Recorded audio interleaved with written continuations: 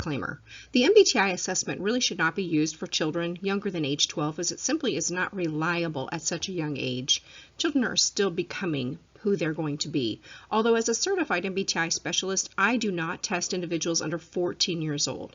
This being said, though, there are some wonderful opportunities and great assets within the MBTI, and there are also observational indicators which will give insights into the personality type of your child. The logical personality of the INTP is extremely independent. It goes along with that introverted side where they really need to have a lot of time to really process. Now remember, they're going to get their energy from being alone and being private.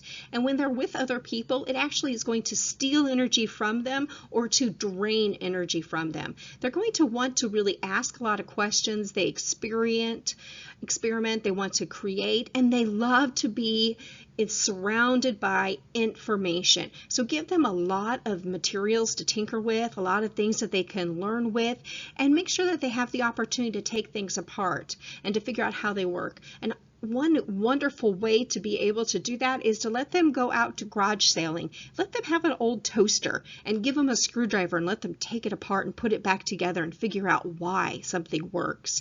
Remember that they are very unique and they like to be recognized for the creativity that goes with that wonderful uniqueness.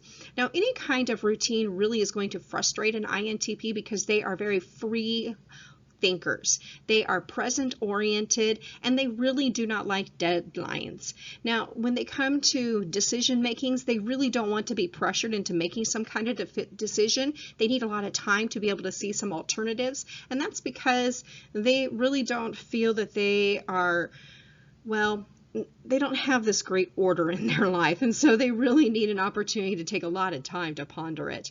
And at times it may seem almost that they're argumentative as they're trying to figure things out, but that's not it at all. Now, they really are okay with criticism, and they're not going to find it to be very as an attack if you were to give them a little bit of criticism. But as with all things, when it comes to giving feedback, try to give it into a more private manner so that they can have some privacy and not worry about the rest of the world seeing what you're saying.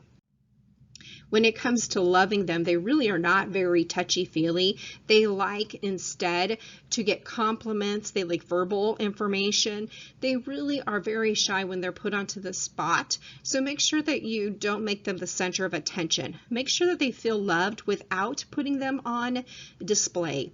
They really have a difficult time understanding emotions because they thrive with logic. Remember, they're a logical personality. They need routine. They need logic, they need rules, and they are very confident. But when it comes to emotions, they are really lost. It is overwhelming to them. So make sure that you give them some practical observations and some methodologies to handle feelings that come to other people. And this will help them to deal with the feelings of others without really trampling over the top of someone else.